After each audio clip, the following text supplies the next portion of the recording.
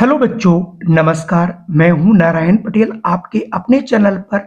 आज हम बात करेंगे आश्रम पद्धति स्कूल, जिसका एग्जाम 27 मार्च को होने वाला है। गणित यानी कक्षा 6, 7, 8 और 9 में कैसे प्रश्न पूछे जाते हैं। कुछ ऐसे प्रश्न पूछे जाते हैं जिनमें आप बिना कॉपी और पेन लगाए हल कर सकते हैं। तो आज मैं उन्हीं प्रश्नों को लूंगा और कुछ प्रश्न ऐसे भी होंगे जिनमें आप कॉपी और पेन की जरूरत पड़ेगी। तो आइए फटाफट शुरू कर लेते हैं। देखिए, सबसे पहला प्रश्न है, घनाभ में कितने कोर होती हैं। कोर माने बच्चों क्या होता है, भुजा होती है। ठीक है, तो जो घनाभ अपना होता है, इसमें भुजाएं आपकी 12 होती हैं। कोने जिसको आप बोलते हो, ये कोने 8 होते हैं और इसके जो पृष्ठ है वो 6 होते हैं। एक प्रश्न यहाँ से बार बार आपसे पूछा जाता है, तो यहाँ से अगर बात कर रहा कोर यानी भुजा की, तो देखिए ऑप्शन सी वाला सही होगा। अगर मैं अगले प्रश्न की बात करूं, तो वृत्त की परिधि। वृत्त की परिधि का मतलब होता है जो वृत्त है उसका परिमाप। परिमाप का मतलब इसके ये चारों ओर की दूरी। तो ये होती है बच्चों 2 पाई आर। तो 2 पाई आर सभी को पता है कि 2 पाई आर किसका फार्मूला होता है। तो 2 पाई आर ये परिधि का फार्मूला होता है। और इसी वृत्त की अगर हम बात करें, तो इस वृत्त का जो क्षेत्रफल होता है, यानी ये कितना एरिया ये घेर रहा है, तो इसका फार्मूला होता है 2 पाई आर स्क्वायर। और अगर मैं इसी बच्चों वृत्त की बात करूं, तो इसमें ये जो सेंटर होता है, सेंटर से अगर हम इसको मिला देते हैं, तो इसका ये व्यास कहलाता है। और ये व्यास सदैव त्रिज्या का दूना यानी 2r कहलाता है। तो कुल मिला के कई प्रश्न आपको ऐसे देखने को मिलेंगे। अगला प्रश्न बेटा है कि पॉइंट 12 को प्रतिशत में बदलो। तो जो दशमलव भिन्न होती है उसको प्रतिशत में बदलने के लिए केवल और केवल आप ये 0.12 दिया गया है और इसको 100 से जब गुणा कर देते हैं तो ये प्रतिशत में बदल जाता है। जब आप इसकी गुणा करोगे 1200 आएगा, 2 के बाद डेसिमल लगाओगे तो ये प्रतिशत अर्थात ये 12% की बात कर रहा है, जो कि ऑप्शन ए में आपको मिल रहा है। अब मैं बढ़ता हूं अगले प्रश्न पर। अगला प्रश्न है, एक आयताकार कमरे की लंबाई और चौड़ाई में 5:4 का अनुपात है। यदि कमरे की लंबाई 15 हो तो उसकी चौड़ाई क्या होगी। ये काफी आसान देखिए प्रश्न है। अब हम मान लेते हैं इसकी जो लंबाई है बच्चों वो है 5x और चौड़ाई मान लेते हैं 4x। चूंकि लंबाई इसकी दी गई 15, तो हम 5x को मान लेंगे। 15 के तो x बराबर 15/5 यानी 5 एकम 5×15। इसका मतलब इसकी जो चौड़ाई होगी, अब हम 4 को 3 से गुणा कर देंगे, 4×3 = 12 मीटर। तो 4×3 = 12 मीटर आपको यहाँ से ऑप्शन खा वाला यानी बी वाला दिख रहा होगा। अब मैं बढ़ता हूं अगले प्रश्न पर। देखिए, अगला प्रश्न है, सबसे छोटी प्राकृतिक संख्या। यानी प्राकृतिक संख्या क्या होती है, जिनसे हम गिनना शुरू करते हैं। किसी भी वस्तुओं को जिनसे हम गणना करते हैं हम लोग प्राकृतिक संख्या कहते हैं। तो सबसे छोटी प्राकृतिक संख्या उस हिसाब से बच्चों 1 होगी। तो यहां से हम 1 को चूज कर लेंगे, जो कि आपका करेक्ट आंसर है। अगला है 100 की अनुवर्ती। अनुवर्ती का मतलब होता है, इसी को हम लोग उत्तरवर्ती भी बोलते हैं। उत्तरवर्ती मतलब एक जस्ट अगली संख्या। अगर कोई पूछे 100 की अगली क्या होगी, तो 1 आप छोड़ दोगे तो ये संख्या आपकी यहां से बन जाएगी 101। यानी इसकी अगली जो संख्या होगी वो 101 होगी, जिसे हम लोग अनुवर्ती या फिर उत्तरवर्ती बोलते हैं। अगर पूछता 100 की जो है पूर्ववर्ती, पूर्व माने पहले की, तो इसका मतलब ये है कि 100 के पहले एक घटा दोगे तो ये 99 आता। तो आपको अनुवर्ती उत्तरवर्ती एक चीज है और पूर्ववर्ती पहले की है।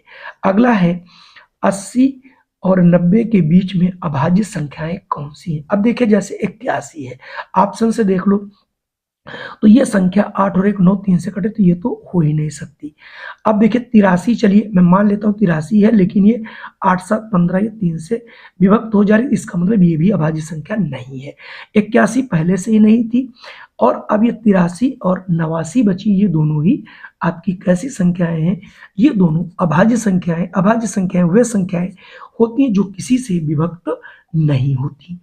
अगला प्रश्न है, 668 इंटू 0 का मान क्या होगा। किसी भी संख्या को 0 से गुणा करने पर सदैव 0 आता है, तो यहां से ऑप्शन 0 ही आएगा।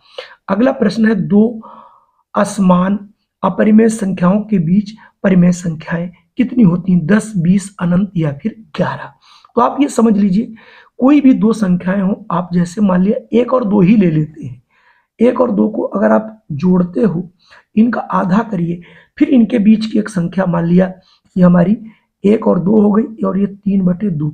अब इन दोनों को आधा करिए, फिर इन दोनों को आधा करिए, फिर इनके बीच है उनको, ये सिलसिला कभी खत्म नहीं होगा। इसलिए कभी भी दो परिमेय अगर कोई संख्याएं हैं तो उनके बीच कितनी संख्याएं हो सकती हैं, इनकी कोई भी आप गणना नहीं कर सकते, क्योंकि दो संख्याएं मिलती रहेंगी, उनको आप जोड़ जोड़ के आधा करते रहिए, कभी भी सिलसिला समाप्त नहीं होगा। अगला है, पाइथागोरस प्रमेय हम किस प्रकार के त्रिभुज में लगा सकते हैं।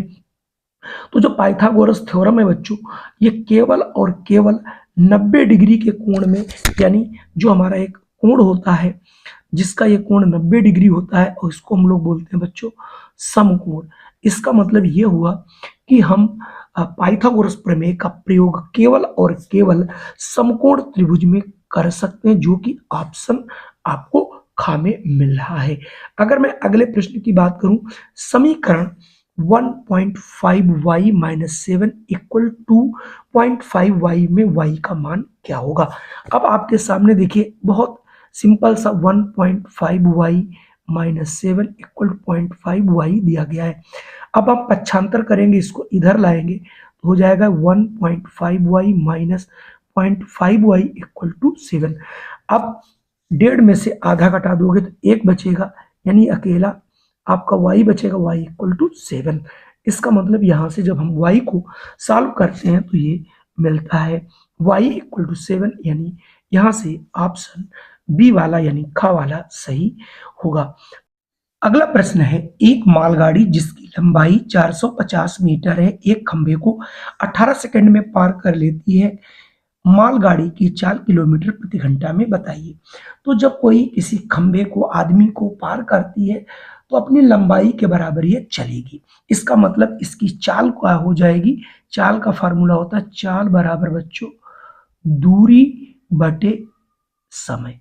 तो यहाँ पर दूरी दी गई है 450 और ये 18, 18 एकम 18, 18 दूनी 36, 18 पंजे 90, यानी इसकी जो चाल आई वो आई जो 450 मीटर में था और समय सेकंड में था, तो इसकी चाल आएगी 25 मीटर पर सेकंड, यानी इसकी जो स्पीड है, चाल है, वो आ गई 25 मीटर प्रति सेकंड। अब हम इसे बदल देते हैं बच्चों किलोमीटर प्रति घंटा में, तो ये 18/5 से भाग कर देते हैं तो ये डायरेक्ट बदल जाती है किलोमीटर प्रति घंटा।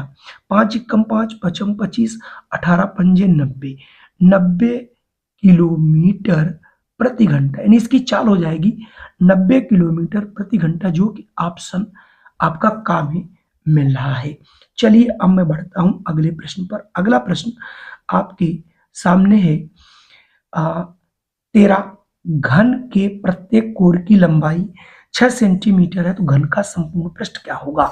तो संपूर्ण पृष्ठ का फार्मूला होता है 6 भुजा का होल स्क्वायर। तो ये हो गई 6 और इसकी भुजा है बच्चों 4, तो 4 ये हो जाएगा 6 इंटू 4 चक्कू 16, 16 पंजे से 100 चकाई 96 वर्ग सेंटीमीटर। तो 96 वर्ग सेंटीमीटर आपका ऑप्शन खा में यहां से बच्चों मिल रहा है। अगर मैं बात करता हूं 14 की, अर्धवृत्त में स्थित, ये 29 गलत लिख गया है, थोड़ा सा देख लीजिएगा।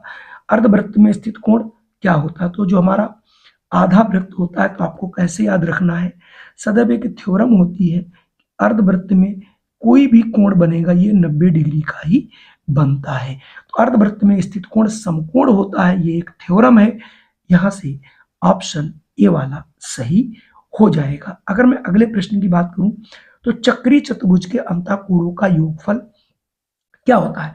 तो चक्रीय चतुर्भुज के अंतःकोणों का सम्मुख अंतःकोण यहां होना चाहिए, थोड़ा सा गलत छप गया है। तो अब आप देख लीजिए, ये आपका अगर कोई वृत्त होता है और इस वृत्त में जब कोई ये चारों बिंदु अगर इसके ऊपर है, वृत्त के ऊपर, तो इनको बोलते हैं चक्रीय चतुर्भुज। उस केस में चक्रीय चतुर्भुज के जो ये अंता कोण होते हैं, अंता सम्मुख कोण यहाँ पर होना है, तो इनका जोड़ 180 अंश होता है। और अगर चक्रीय चतुर्भुज के अंता कोणों का योगफल पूछे तो वो 360 होता है बच्चों। देखिए दो प्रश्न यहाँ से बनेंगे, अगर अंता कोणों का योगफल तो 360, और अगर पूछे अंता सम्मुख कोणों का योगफल कितना होता है तो ये 360 होगा। जरूर एक प्रश्न ऐसा पूछा जाता है। अगला प्रश्न है आंकड़े 25, 57, 32 और 23, 42, 30 और 47 की माध्यिका। माध्यिका निकालने के लिए क्या करते हैं बच्चों, आंकड़ों को या तो आरोही फिर या फिर अवरोही में लिखते हैं, तो हम इन्हें आरोही क्रम में सजा लेते हैं। देखिए सबसे छोटा यहाँ पर बच्चों 23 है, ठीक है। 23 के बाद उससे बड़ा देखिए 25 है, और 25 से बड़ा यहाँ 30 है, और 30 से बड़ा यहाँ पर बच्चों 32 है, और 32 से बड़ा यहाँ पर 42 है, और 42 से बड़ा यहाँ पर देखिए 47 है, और 47 से बड़ा यहाँ पर 57 है। अब कुल मिला के यहाँ पर आंकड़े 1, 2, 3, 4, 5, 6, 7 है। तो यहाँ पर भी देख लो 1, 2, 3, 4, 5, 6, 7 आ गए। तो माध्यिका मतलब बीच में, तो इधर से आप देखिए 3 छोड़ दो और 3 आप इधर से छोड़ दो, तो कुल मिला के आपके सामने ये देखिए 32। तो माध्यिका निकालने का सबसे अच्छा तरीका होता है, आंकड़ों को आप क्या कर लीजिए, सबसे पहले सजा लीजिए आरोही या अवरोही क्रम में। अगर विषम है तो आप देखिए 3 इधर छोड़ दोगे, 3 इधर निकल आएगा। अगर यही संख्या मान लेते हैं हमारे पास 2, 4, 6 और 8 होती, अगर मान लीजिए इनको मैंने सजा लिया, अगर इसका कोई पूछे माध्यिका क्या होगी जबकि आंकड़े सम है, तो देखो 1 इधर छोड़ दो, 1 इधर छोड़ दो, उसमें बीच का होता है, तो इसमें बीच का क्या करेंगे, 2 संख्या बची, इनको जोड़ के आधा कर लेंगे, तो 6 और 4 10, 10 का आधा 5। तो कुल मिला के ये आप तरीका अपना सकते हो। अगला प्रश्न है, यदि 6 आदमी एक काम को 4 दिन में कर सकते हो, 3 आदमी कितने दिन में कर लेंगे। आदमी आधे कर दिए गए तो समय उसका दुगुना लगेगा 8 दिन। लेकिन इसको लगाने का तरीका क्या होता है, आपके लिए सबसे बढ़िया तरीका होता है फार्मूला M1D1 बराबर M2D2, जहां पर M1 आदमी है, D दिन है। तो यहाँ पर पहले देखिए 6 आदमी काम करते थे, इन्हें 4 दिन लगता था, अब काम आपको 3 आदमियों से कराना है, कितना दिन लगेगा D2, तो D2 इक्वल टू 6 चौक 24 बटे यहाँ पर 3 करोगे, 3 एकम 3 अट्ठे 24, यहाँ पर 8 दिन आएगा, जो कि ऑप्शन सी वाला सही होगा बच्चों। अगर मैं अगले प्रश्न की बात करूं, व्यंजक 7PQ 8QR 3PS का उभयनिष्ठ गुणनखंड क्या होगा। उभयनिष्ठ का मतलब होता है जो सब में हो, तो यहाँ पर देखिए Q सब में कॉमन, इसके पहले हम गुणनखंड देख लेते, तो ये बचेगा 7P plus 8R plus 3S। तो इसके दो अगर देखा तो सर्वनिष्ठ मतलब जो सब में है वो Q है, तो यहाँ पर जो Q होगा ये सर्वनिष्ठ गुणनखंड है, क्योंकि सब में उपस्थित है। अगला प्रश्न बच्चों है कि ₹400 का 5% ब्याज की दर से 2 वर्ष का चक्रवृद्धि ब्याज क्या होगा।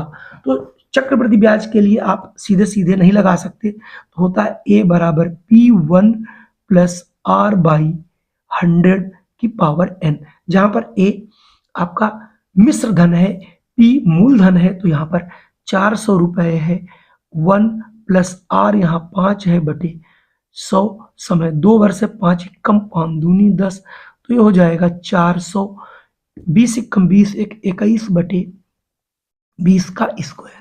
तो अब देखिए मैं इसको गुना करता हूं, यानी ये 400 बना था और ऊपर था 21 बटे 20 का होल स्क्वायर, तो 20 का 21 का स्क्वायर 21 इंटू 21, नीचे 20 इंटू 20, 20 में से हम 400 कट गया, तो ये 21 एक से हम 441, 441 हो गया आपका मिश्र धन, इसमें से मूलधन घटा दीजिए 400 रुपए, तो ब्याज आ जाएगा 41 रुपए, जो कि आपका ऑप्शन ए में मिल रहा है। अगला और आज का हमारा अंतिम प्रश्न बेहद आसान है। सलमा ने साड़ियों की सेल में 25% की छूट मिलने पर 600 रुपए अंकित मूल्य वाली साड़ी दुकानदार से कितने रुपए में दिए। तो देखिए उस पर 600 रुपये लिखा था, उसने 25% की छूट दी, यानी अंकित मूल्य का मतलब जो उस पर लिखा था। तो अब आप देखिए छूट इसे कितने मिली, तो छूट बराबर अंकित मूल्य 600, उस पर 25% की छूट है, तो 25/100 कर देंगे। 25 एकम 25 चक्कू 100, 4 एकम 4 और 4 पंजे 20, यानी 150 रुपए की छूट मिल गई। तो ये 600 रुपए की आपकी साड़ी थी, 150 की छूट मिल जाएगी, तो 450 की ये साड़ी बच्चों पड़ेगी। तो कुल मिला के यहाँ से ऑप्शन बी वाला सही होगा। आज के हमारे 20 प्रश्न कैसे लगे? अगर वीडियो पसंद आया हो तो इसे लाइक कर दीजिएगा, चैनल पे पहली बार हो तो सब्सक्राइब कर लीजिएगा, बेल आइकन दबा दीजिएगा, जिससे इस प्रकार के मैं प्रतिदिन आपको 2 से 3 वीडियो इस समय प्रेषित कर रहा हूं, तो आपको मिल सके और आप अपनी एक तैयारी अच्छे ढंग से कर सके। जय हिंद, वंदे मातरम। फिर मिलता हूं आपको एक नई वीडियो।